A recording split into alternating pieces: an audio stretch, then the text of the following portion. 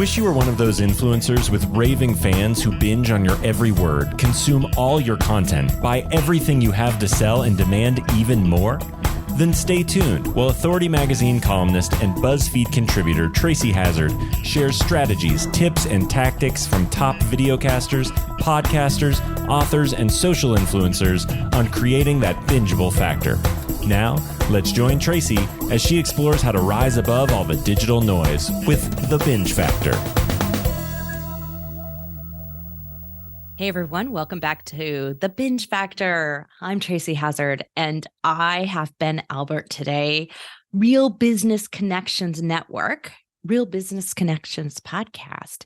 And this is like 5+ podcasts in one. I don't know how else to explain it. It's not a network in that network sense that he has different hosts, different shows, and it's a network just running advertisements. There's no advertisements here at all.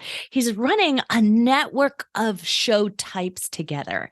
And that's why I invited Ben on the show, because it's really innovative and different and just a lot of fun. And there's a lot of great ideas here that might inspire you. Maybe one of his show types is perfect for you, not all of them, but there is a uniqueness and an interesting concept for us to discuss about doing different types for different types of audience members and for different types of purposes and outcomes that you want to achieve.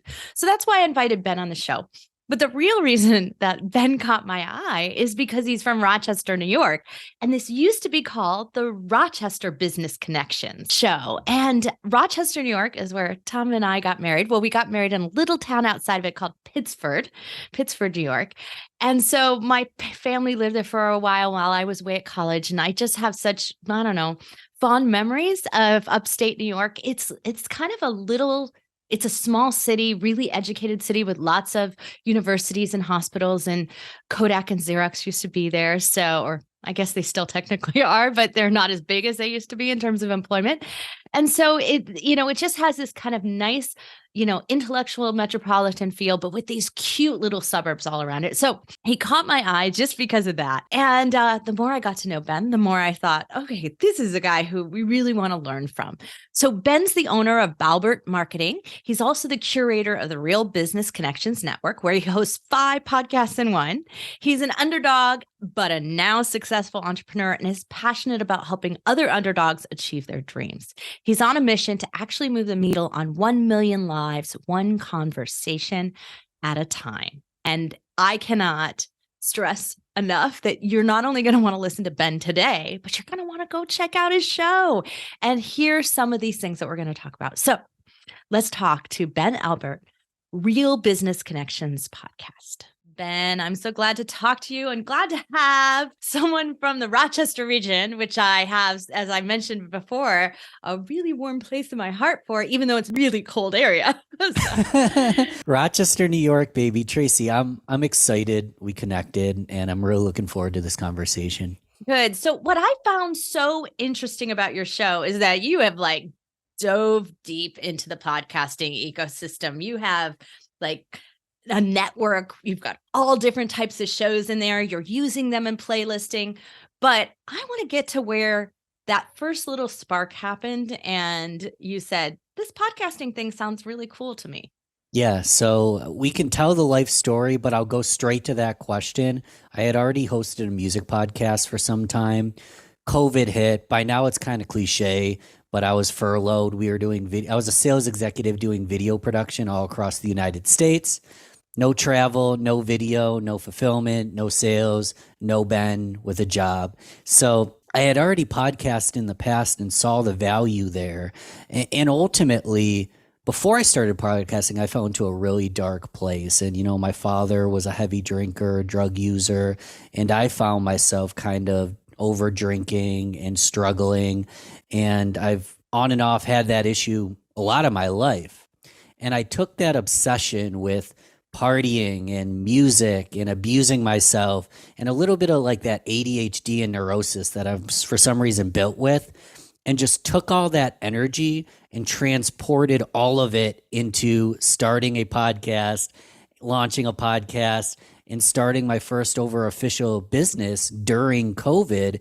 And I really just took my love of marketing, my love of podcasting, my curiosity, my recording technology background, my social psychology background, started a business podcast after hosting a music show for quite some time, took Party Animal Music Ben, rebranded and redefined myself as Business Ben, and started we talked about a Rochester, New York based business show that just happened to expand into from Rochester Business Connections to Real Business Connections, which now has 5.25, I like to say, segments, all starting from just honestly being bored during the pandemic, feeling a lot of shame about the direction I was going, choosing to change route and using podcasting to do it.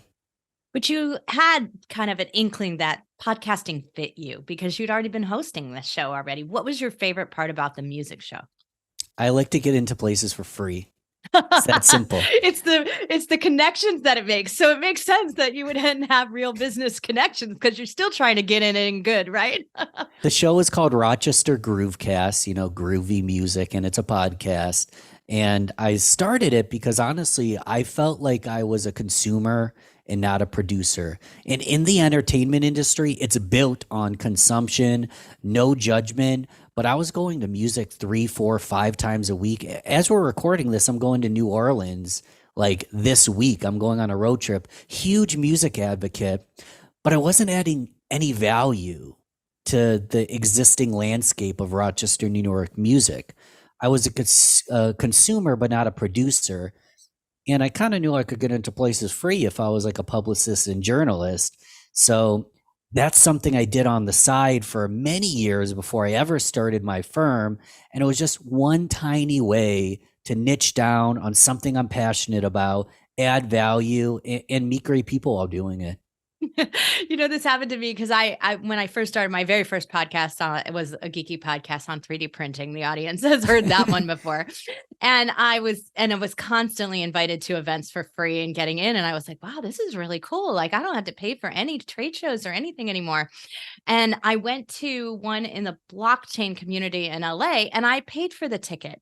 And I walked in and I saw someone there who was running the event. And he happened to be somebody who had been on my show before. And he was like, why'd you pay for a ticket? I would have gotten you in for your press pass. I was like, well, I wasn't really covering your event. So I felt kind of weird applying for it. He's like, oh no, you earned it. And he refunded me. And I thought, but that's pretty cool. Like, I guess it still applies, right? You're a celebrity, I guess, Tracy. That's pretty cool. I like it. Yeah. Well, you cover enough things, right? And that's exactly what you're doing. You're covering so many things. So you have Learn, Speak, Teach, Rochester Business Connections, 15-Minute Fridays, Ben's Bites, Real Hits.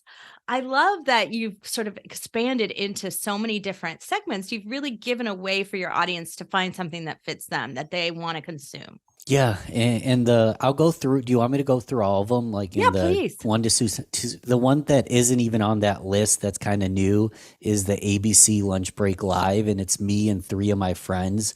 We have a panel discussion live on LinkedIn, and we're going through the ABCs of like business and personal growth, where I put out a poll. The audience chooses the topic. So E, energy, F, fear, things like that. And we talk on a panel. So that's kind of like the inaugural 0.25 add to the list. That's the new one.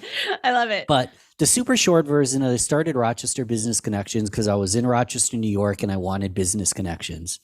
And we can go deeper into that, but that's Rochester and Western New York business people. That's where I began. I just kept adding things I don't even know why. I just like doing things, I guess. And I knew that my audience consumed content in different ways. And I knew that I wanted to go more national, international after I built that local following. So skipping the order of things and just getting to the description.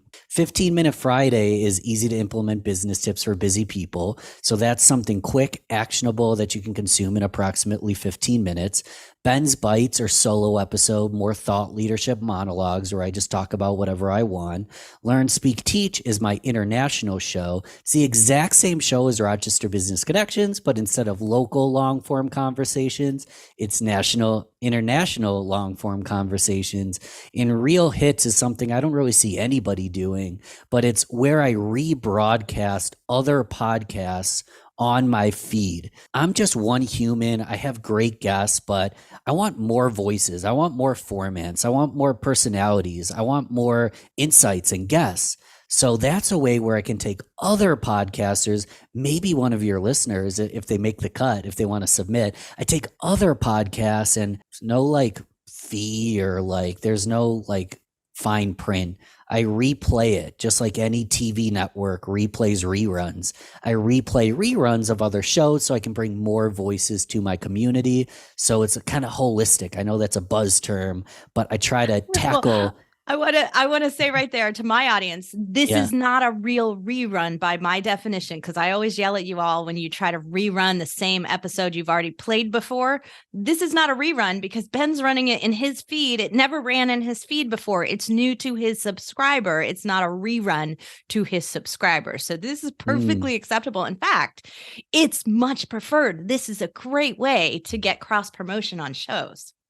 It's huge. And I'll be totally transparent. The number one reason I started doing it, two reasons actually. One, I wanted more content because I just wanted more coming out to my audience. That was like the main reason. But then the side reason was I decided I want to guest on more shows and I wanted to connect with more podcasters. And on the back end, I'd be like, hey, can I replay your amazing show on my podcast? And then I'd possibly do a swap, and then I'd have a guest slot on their show. So I replayed them on my show and guested on their show. Our audience intermingle, and we both benefit from the process. So wonderful. I'm so glad you hit on that strategy. And it's a great strategy for you, especially because you're really great at bringing this sort of connection and exposure. It fits the model of your show already. I'm coming to you because I want these business connections, and you're providing me real solutions, real people, real outside. This is what I think your binge factor is it's essentially being this connecting point, but it's because you're coming at it from and you say this exactly in your intro, that I'm not your guru. You're not coming from that guru point of view. You're coming from that you're learning along with your audience, which means that you ask the questions at their level, you find the resources they need next. You're really in it with them. And that's the power of why I'm going to tune into the next episode and the next episode, because I want to follow the path that you do. Thank you. I see it personally really in that way. It's a legacy piece for me. When I started Rochester Business, and now it's Real Business Connection just because it's, I don't know, but it's expanded. It's bigger. I wanted business connections. My one goal is really simple: to get the wisdom from the people who have it to the people who need it. And guess who's in that need it category? Me. That's right. You are too. I don't have all the answers. So getting the wisdom from the people who have it to the people who need it, oftentimes it's me.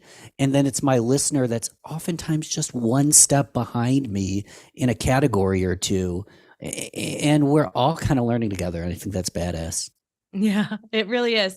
Well, there's a couple of things and I always love to highlight when somebody deviates from, Tracy's rules, which are of podcasting, which are meant to protect people from making dumb mistakes, right? But when you're going to break a rule and you break it for the right reasons, I also want to point that out.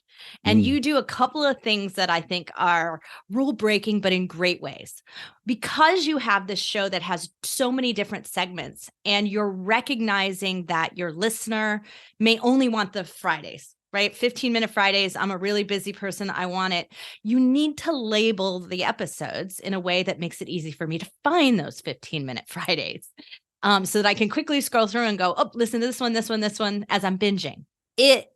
I normally tell people not to label at the beginning with acronyms or other things like that, but that's important in your show, because if you didn't do it, you're not being listener friendly. I didn't do it at the start, and I get it because it's real estate, and I shrink it where just number FMF. One thing I did that maybe people don't know about, but it's on my website and you can subscribe to the playlist, is there's actually a Spotify playlist of each of them. So if you want to binge a specific segment without having to scroll, there's actually playlists built for each different show. A better practice would be to start an RSS feed for every single show. I just haven't made the time and capital investment to do that, but that is an option as well. So I'm going to give you all a little tip if you would like, Ben. So Please. I don't recommend creating separate feeds unless you've got enough value. So unless you have like 20 episodes or more, it's not worth spinning off into a feed. You've got plenty of episodes now. It's the perfect timing to do something like that, because as you get over 100 episodes, it gets overwhelming to your audience anyway to search and sort through it. But if you start that new feed and you are only to put your 15-minute Fridays in that new feed, your existing listeners would miss out on it. So you still want to make sure you air the episode in your regular feed and then move it to the other feed later. It's one of the reasons we at my company, Podetize, we made a multi-feed system so that you could essentially treat your feeds like playlists and you could move episodes after the fact to one playlist or the other, but you air it in the one that has all your subscribers. Because otherwise you have to work really hard to get the 15-minute Fridays to get its own subscribers, which then they miss out on your Learn, Speak, Teach, where they might randomly stop and listen to one. They wouldn't even see it if you only aired and only had subscribers. So I think it's smart the way that you've started it, and then playlisting and moving out feeds and treat them like archives, so that I can go back, I'll subscribe to your main feed, listen to everything you have that comes out new, but I'll go back and only listen to the ones that I want and maybe subscribe to that one as well and go back and binge that. So I do think that now's the time, before wouldn't have been. It's smart. And to give a little nuance, and this was like eye-opening for me, when I was rebranding from Rochester Business Connections to Real Business Connections and bringing on all these random people that had nothing to do with Rochester, I plateaued, and a lot of my business comes through the podcast. I was doing just Rochester episodes. I was bringing a lot of local business. My revenue and my sales actually plateaued for some time because I had my niche, Rochester, New York business podcast, and I stopped serving those people when I started to try to do other things. And maybe it's just a projection on where I wanted to go in my life. I saw it as a stepping stone into something bigger. But you're bringing up a good point that in theory, I don't want 6 different streams, but I could set up a Rochester stream specific for my Rochesterians and have anyone across the globe go to my international stream, because I lost Rochester listeners when I decided to change things up. Well, it gives you that ability to have some of that branding. So it doesn't mean you can't. And honestly, Apple doesn't care. Nobody cares in the system. If you air the episode in 2 feeds at the same time, no one cares. So you can actually do that and then remove it from the other one. But you probably don't want to do that, because you want to have one file that's tracking all your statistics at any given time, which is why our way of put it in the main feed, then shift it to the playlist feed a week later or 2 weeks later, because your subscribers get it all at once and they download right away if they're going to listen to it. So it doesn't, within 2 weeks that they've listened. And so then you can move it over to the other feed. It gets it a little bit later, but now it's all branded for Rochester. So it makes it easier for the local people to share that and feel like that's the promotion they wanted. This is the number one thing I love about podcasting is it is a marathon. It's a sprint, not a sprint. It's a journey. Like, I get to learn. Here's the thing. I don't have this huge team, calibrating everything and moving levers for me. I'm in the mud, like you and every listener, learning as I go. And I have 11, where did the number 11 come into? It's more like 11,000. I have so many ideas that I'd implement if I had a team of 1,000, but I don't. But there's some real, I'm really grateful for that we can talk about all these nuanced add-ons. And that's like part of the fun, like actually getting in the mud and doing the work and learning as we go. Well, and that's my favorite part about it too, is that there's so many different ways to actually achieve the same things, but something that's right for your podcast isn't right for someone who just started theirs. And that's where I say, like, this idea of having multiple playlists would never have worked for you if you only had 3 episodes in it. right? Yeah. It works more powerfully when you get 10 to 20 and you start having a real playlist, and then you create a web page for it, just like you've done. Like that makes it easier for your listeners to say, oh, there's real value here, I'm going to consume this, and for the sharing value to happen as well from the guests that were on that. So it just wasn't time before, and now it is. I know. I love that about it. And I think that at the end of the day, most of us wouldn't have learned these things if we hadn't like fallen flat on our face and go, this just isn't working. What do we do next? And we try to figure out what's next. Yeah. How do babies learn how to walk? That's right. Absolutely. Well, I'm a grown man child, Tracy. That's all. I'm just a grown man child learning how to walk. That's right. We're all learning how to walk. I love it. But, I think that it's interesting that while your shows are all different, the way you ask questions and the way that you interview people and like are drawing out through your own curiosity, that's very similar. Did you really refine that doing the music podcast? I have no clue, to be honest. To give you a little bit of backstory, I was a quiet kid. I never thought that I'd be a podcaster, entrepreneur, marketer, have a YouTube. No, I wanted to be a basketball player, but I was the shortest kid in school and I got picked on for it. I'm the shortest boy. Only one shorter is a little girl named Olivia Lee. And I wanted to be the next Michael Jordan. So I got pushed around, and getting pushed around a lot. Like if I were to win an award in school, it would be like my being invisible or making myself small and hiding. I was like a professional hider. I knew how to navigate scenarios and stay out of trouble. And then I got into psychology and communication. Honestly, went to college for it. I did it because I was trying to figure myself out. I think a lot of people that get into professions like that do it because they're trying to figure themselves out. So I was built on curiosity. I was built on being an outsider and asking questions. And honestly, it was like, why am I different is where it started.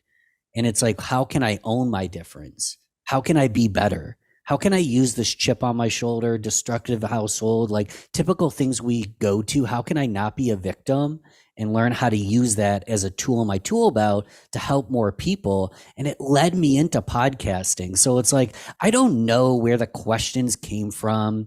It's funny because there's people like Larry King. He's famous for asking why. He'll just ask a question like, why? And then Chris Van Vliet, a 4-time Emmy Award winner who's been on my show, he used to do junket interviews or even situations where he only gets one question. And then when you have that one question, based on the question you ask, they'll give you more time. So he's walking celebrities on a red carpet. He's trying to get some good clips for the news. He has to ask the right question. So I've tailored by learning from these mentors in my life, but I actually don't know exactly where it came from other than multiple sources kind of leading into who I am. And if you were to kind of get to the actual question, if you listen to the music podcast, it was really bad. I mean, some episodes are good. I say all the time, the best part of my show is my guest. It was never me. And I guess through doing it hundreds of times, I've refined that a little bit. But people ask, what should I do? I'm like, go practice, because I can't give you. Do it more, right? Do a lot of it. Dude, the worst thing you can do is learn exactly how to do something and then not do it and then wonder why it's not working. It's not working because you don't have reps in. So I just got a lot of freaking reps, I guess, is the point in all that. It's so true. But, you also have concierge services in your business where you're helping people draw their story out, build their brand. And I'm sure some of that comes from your video production background as well. So, that's what I think maybe also something that you have, you just, you don't say it in that way because you have good experience doing this. You have experience drawing it out of people who maybe are reluctant to, or feel like they don't belong in front of a camera or behind the mic. Yeah. Well, and it's interesting because with the concierge, with specifically content repurposing, most of my clients, so they can go on a podcast tour and we can repurpose that content into bite-sized nuggets, but they don't even have to go to a podcast tour. We can do a private interview where it's just me and them. The world's never going to see it. And that's how we create the content, because I like working with people that have scaled businesses, know what they're doing, but they're the best kept secret because they never wanted to be an influencer or a thought leader. By now, they're on to the legacy piece. And it literally just goes back to the Larry King thing. Why? So there's two categories. There's business, and then there's personal, and then there's the why behind that. And if you ask like a question like, where are you trying to go with your revenue? Why? What does that mean for you personally, though?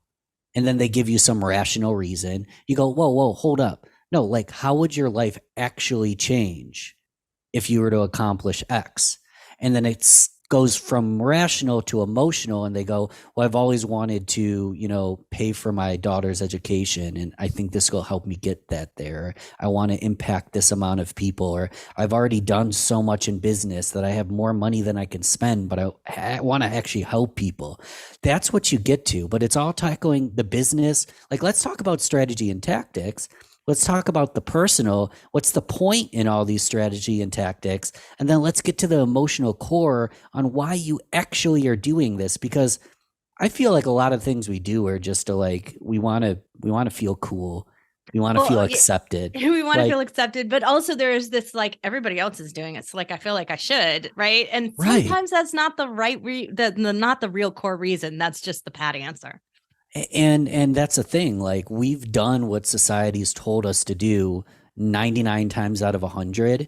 And then sometimes we travel a journey and we travel a story, and we try to accomplish something that was never our journey and never our goal or never our purpose. And then we realize that. And then when we get that clarity, we can move forward somewhere else. And I'm rambling. This is just like what goes on in my head. But my question is, how can I bring that out of someone? One of the most profound things a mentor of mine taught me, Cal Fussman. Cal was actually best friends with Larry King. He's interviewed everyone from President Gorbachev to Muhammad Ali to Oprah, everybody. And what he told me, he gave me like live coaching on my show. He stopped me because I ramble and say 6 things at once. And he told me, like, ask one strong question, because when you ask these loaded questions, I know you're high in agreeableness, Ben, but when you ask one strong question and force them to pause, you'll get a more profound answer. And what he said to an extension of that is the best questions get the person answering just as curious about the answer as the person asking it. And then I've been thinking in my head. Larry King does that. You're absolutely right. I was on his show, and it was one of the, and it was just such a, it was such a joy to be on it. And tell us about that. Yeah. He asked me, it was all about blockchain and cryptocurrency. And he does this thing where he goes, and Tracy, like, and he kind of throws to you and he asks you your question, and he sets it up in such a concise, great way that it doesn't set you up to give him the answer he wants, though. That's the interesting part about the way he asks a question. He'll say something like, in my particular case, he was talking about, he's like, we're hearing all this stuff about cryptocurrency and is the banking system going to shift, and why? Like that kind of like more direct question. And, it doesn't set you up to say, yes, of course, whatever you think is the right answer. It doesn't set you up for that. And I think that's what your coach was saying, right? He was saying, like, you ask a question in a concise way so that you get them to think about the way they want to give you an answer, not the answer you want to hear. Yeah, there's an introspection, and we need to flip this. I need to just interview you. I'm talking Larry's best friend mentored me on this, and you're like, I was on Larry's show, and I'm like, oh my God, what am I rambling about? A brief, really big highlight of my career, I have to say. That's amazing. Yeah. Yeah. And then, and I think it was right before the pandemic. It was the February before. And then he passed away, of course, in 2021, I think. So, But yeah, it was an absolute highlight to be interviewed by somebody else, because I so rarely get interviewed by other people that are famous. Obviously, I mean, I do podcast swaps all the time, but but usually that's a different situation. But Please tell me you'll send me that and put it in the show notes. I will If it absolutely exists out connect there. up to that, because yes, Yeah. there's a clip of it, of course. Yes. I use it as a teaching point, though, because there are different places is where we really learn different ways at which we could ask questions. And studying masters like Larry King are just important. I think Howard Stern is a master at asking questions. Oh yeah. And getting people to answer from a deep personal place. That's an amazing skill.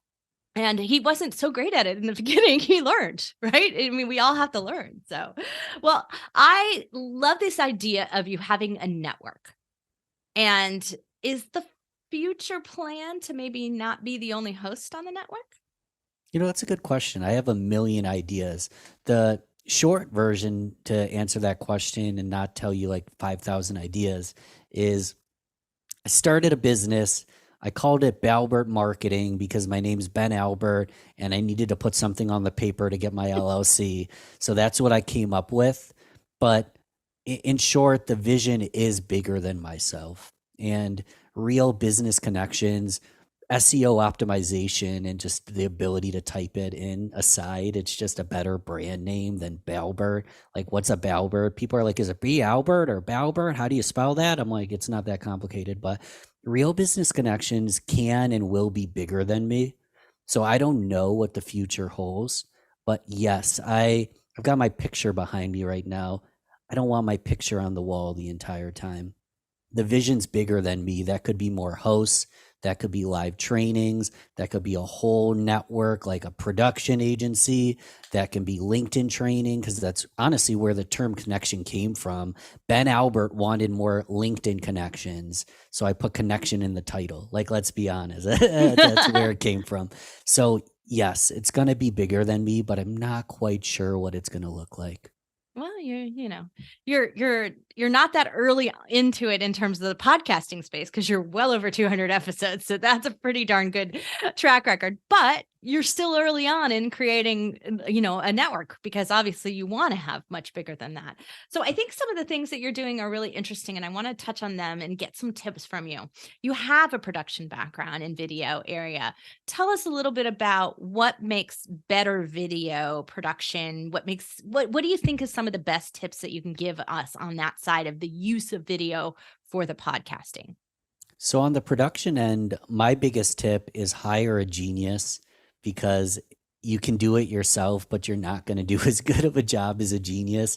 My specific background was a consultant for a firm that did video production, but I can't even hold a camera straight. So that isn't my sweet spot. No, that's not your strength. Got it.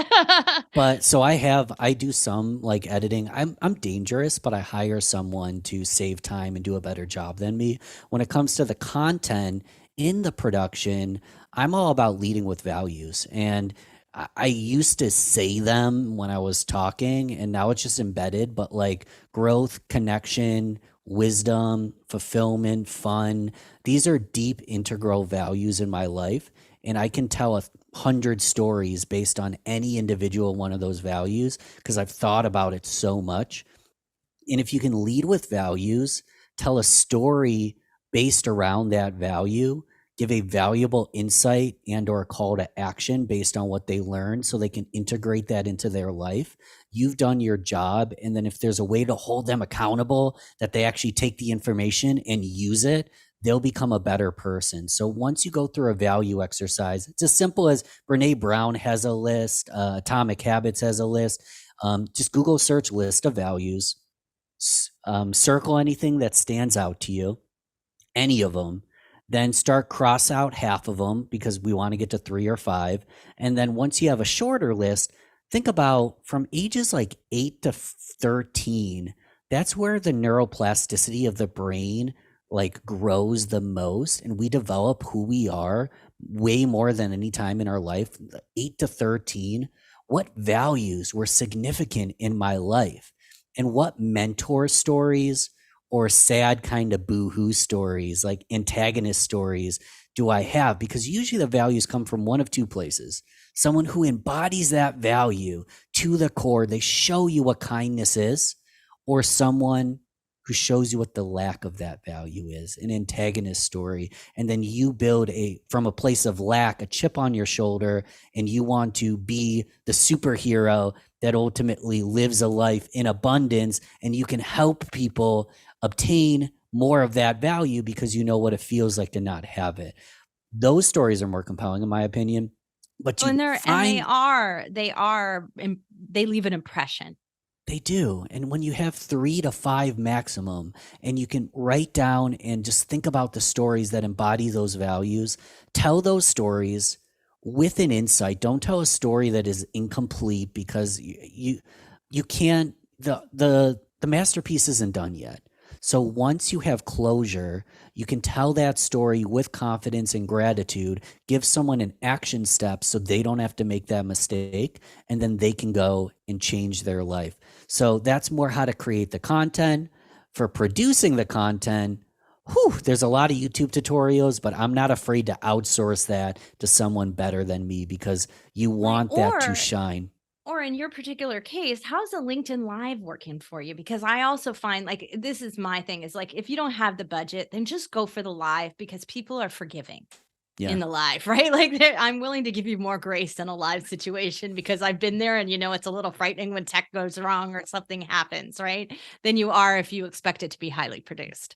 Yeah, I mean, even though 97% of stats are made up on the spot, like that one, I think like 2 to 5% of people rewatch a LinkedIn Live. No one watches the replays. And oftentimes, if you don't have a large audience, that LinkedIn Live is just as much you gaining practice as it is reaching a large following. I tell that all the time. I think it's also accountability. Like, that's the other reason I recommend it to my clients, is because if I make an appointment for something, I create an event in LinkedIn, right? I'm going to show up, even if there are only 3 people there listening to me, because I would feel bad if I didn't follow through. Yeah, like I can post, I'm starting this podcast. We're going to do a 20 episode launch. I get 6 in, I get burnt out. The social media buzz has killed, and then I drop out. But if you set up a LinkedIn Live, you're forcing yourself to be accountable. I love that. And I love it for people that don't have a podcast yet, or thinking about closing their show and just guesting. Get on lives. Like, you don't have to buy a bunch of equipment and put together cover art and all these things and figure out what an RSS feed is. I mean, granted, we have people right in front of us that can help you, but get on a live and see if you even want to do this podcasting stuff before you dive so deep into it. Do you want to do it? Yeah, do you actually? And if you do want to do it, Tracy's the best person on earth to help you. But get your feet wet, and I think there's no better way to get your feet wet. And just, and even in our lives, like, we choose a topic, and I don't prep, and we just talk from the heart. It's completely off the cuff. It's low stress. Yeah, absolutely. Well, now that you've done all these different style shows from your original music show, what's your favorite return on investment? And I'm going to say it that way, is like, it's a personal return on investment. Oh, yeah. What is your personal takeaway that makes you say, I'm not quitting podcasting? There was a day, I still do it, where I would fall asleep to podcasts, and that's still the case. But I was a traveling sales rep, and I would put on podcasts. It was like 2015 where I first started getting obsessed. I would drive 12 hours a week, and I would listen to 12 hours of podcasts per week as I was traveling store to store. Those same people that I used to listen to for hours a week have been on my show, and they charge 5, 10, 50,000 for a keynote, and I get one-to-one interaction with them and mentorship for free, under the guide that I will promote the crap out of it, and I have an audience to make it worth their time.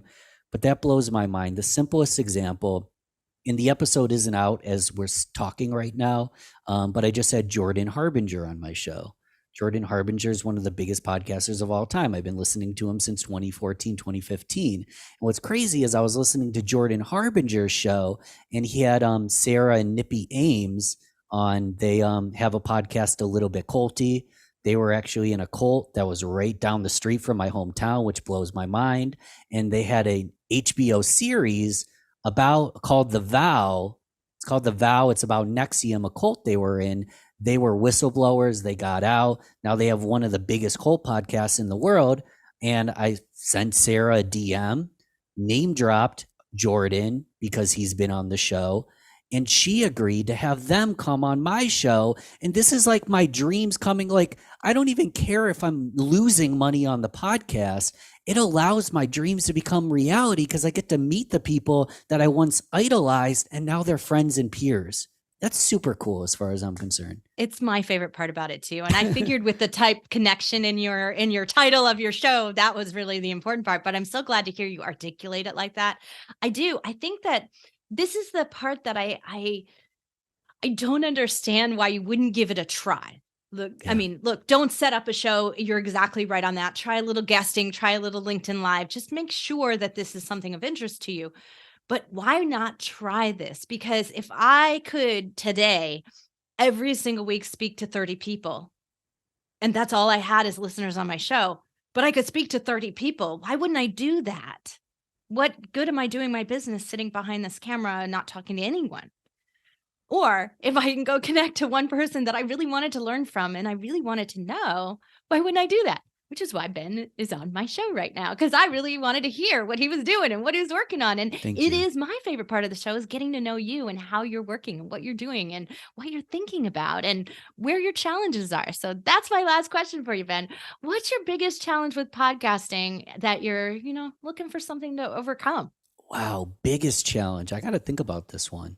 There's lots of challenges. That's the funny thing. Like, I find that like challenges are kind of blessings in disguise. They're gifts. They're just wrapped a little bit differently because COVID hit, launched a podcast, launched a business, ended up working double time, making less money for the first year, ended up replacing my sales executive income in a year, which is pretty badass. But through working a ton of hours, and everything from like we just talked about it. Do I just have multiple feeds? How do I label the show? Booking the guests, bringing them on, creating content for the show, follow-up materials, blogging. Do I automate? I'm a very human-to-human, personal person. So if I automate, is it going to be like Ben or is it going to ruin my flow? All this stuff I deal a day-to-day. I deal with this kind of stuff, but it's just a time challenge. It takes time for me to get the wisdom I need to do it right the next time. So there's lots of little challenges. Almost always they're process oriented because I don't have the perfect guidebook yet. I'm kind of creating it as we go. But those challenges are kind of like blessings in disguise because it makes me better at what I do. And realistically, if I was smarter, I would just hire someone like Tracy to like give me the guidebook, but I'm stubborn and I haven't done that yet. But that and you don't need to. That's the best part, right? You don't need to because all my advice is free on the podcast, right? That's why I like podcasting. It's That's literally right. You can listen to Harvard level keynotes for free and never run out of material. All you need is a podcast player. That's right. Well, I am so grateful, Ben, that you have come on my show. I'm so grateful that you put out the Real Business Connections Network and have built all these different style shows for all of us to check out. So appreciate you, Ben. Thank you. Thanks for the opportunity. This was a lot of fun. I knew it was going to be, but you over-delivered in funness. So thank you, Tracy. I really think that it's so inspiring for someone to be straightforward and honest about the idea that I'm a podcast host, but I'm not the expert. I'm not the guru. I think that's so valuable to have that perspective because when we live in this place of curiosity and we set it up as our mission, as our sort of modus operandi, right? Our operating mode, then we're really going to get where we want to go. And I think that's what Ben's doing here. He's got the best interest of his listeners in place. He's curious. He wants to learn himself. He's growing himself along the way, and he's inspiring listeners who have that same kind of mission and the same kind of model. So it may be a slow burn and a slow growth to your platform. And as Ben talked, he plateaued at times. Like this happens to everyone. You make some shifts and it plateaus. These things happen to all of us. And it can really, though, be you just have to do a shakeup. Try a 15-minute Friday. See what happens. If it works, dive deep and do more of it. if doing something ultra local works and then moving out of it doesn't work as well, and that's what causes your plateau, which is what happened to Ben. And then you can go ahead and dive back into finding a way to playlist that, create a landing page, create a landing site that's just for Rochester community in his particular case. Being able to understand what you're doing, making experiments along the way, learning from those experiments, but also making sure that they're not anecdotal. I mean, look, Ben put the time in here. He's got well over 200 episodes. He's really put the time in. He's 5 days a week, means that he's, 5 episodes a week, 5.25, as he pointed out. Yeah, 6 episodes a week, really. He's really diving deep into getting good fast, right? This is how we learn. When we crash course ourselves into something, we learn quickly what works and what doesn't work. And we can make judgments faster. Otherwise, we have to wait a longer time. And that's exactly the key to success here that I see from Ben that I want you to learn from. It's what I learned. When Tom and I did our 3D print podcast, we did 5 days a week in the beginning. We did different styles of episodes. We didn't name them something different, but we kind of let everybody know, hey, it's back to business Monday. Like, they kind of knew what our topics were. So they got used to tuning in to the day of the week that we were airing. But for us, doing it that quickly taught us some really valuable lessons about what we could take forward, what we would move to. And that's what Ben's got under his belt here. And it's a significant advantage that he has over another podcaster because he's got that bulk of information and he's got good data to run from that. He doesn't have to wait a year to get an analysis on his show that is valuable enough. He did it in the first 50 episodes, which he did in the first 10 weeks, right? So he got his information quicker. Now, that's not for all of you. That's maybe a little intense and maybe a little crazy to some of you. But I do think that there are many of you out there anxious to get results, anxious to get an outcome and understand what it is. And if that's you, you're going to have to put in the work. There's no way to sugarcoat that. I wish I just got chastised by one of my investors. He told me because he was pointing out a video from Gary Vee on social media about where Gary Vee was saying you should come out there and you should do 10 episodes. Just start a podcast and do 10 episodes and see how it is. And I was like, no, don't waste your time. If you're not going to give it a year, don't waste your time going into and trying it. However, when I say that to people, it turns a lot of people off. But my answer really is, if you're going to only want to do 10 episodes, then go guest, go run a limited series, go do something different because it's just not worth the time and energy to really do the whole podcast startup syndication, like create your cover art, do all of that. It's just not worth the return on investment. You won't get it in 10 episodes. However, limited series, do a playlist, do a guesting, those things can be achievable. That's what I prefer you to try. Just wanted to be clear on my reasoning behind it. But I think that the people who are out there going, just dip your toe in the water and see how it is, have no idea what it feels like when it gets up to your eyeballs, right? And that's what happens. We drown quickly, we quit quickly. And we didn't give it a chance because we had expectations that this was easier and simpler than it really is. So I don't like to go in there with those false expectations. At the same time, maybe there's some people who should have dipped their toe in, should have dove in, and would have loved it because I didn't encourage them. I'm going to leave that to the Gary Vees of the world. And I'm going to take you podcasters who are like Ben, want to dive in, want to get good fast, want to figure out what's next, want to pivot, want to grow your show, see the value of podcasting already. This podcast, The Binge Factor, is for serious podcasters. I get that. That's who I talk to. That's who you are. That's why you're listening. You're serious about your show and you want to take it to the next level, or you're serious about starting a show the right way. Knowing that means that we can really dive in and we can be deep about this. But sometimes, like Ben, you don't always know.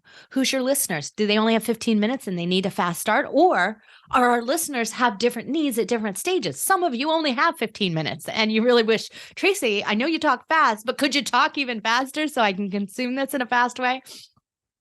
There's always something that your audience might need that you might want to test out and try. So go check out Ben Albert's show, Real Business Connection Network, and get 6 shows in one to be able to test out and check out. I know you're going to enjoy it. Ben was such a great guest. I can't wait to have him back when I see what he does in the future. And you know what? He's really inspired me. I got to get back to Rochester at some point. Got to see how, maybe Tom and I should go for an anniversary at some point and check out how Pittsford's doing. Of course, we got married in the middle of January, so it's probably going to be pretty cold. So maybe we'll hold out on that and try a summer trip instead. Anyway, thank you all for listening. I really appreciate you listening to the show. I really appreciate it when you suggest guests to me. And if you are a podcast host and you haven't reached out to me to say, I should be on the show, do it. Just take a lesson from Ben, who just reached out to me on LinkedIn, made it super simple, and I just couldn't help but have him on my show because he intrigued me. So try for yourself. Love to have you right here on The Binge Factor.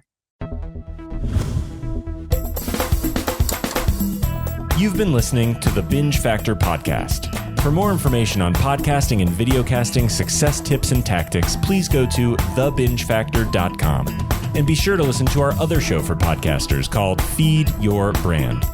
If you'd like to be interviewed on this show, as well as featured in Tracy's column, please go to thebingefactor.com/guest and apply.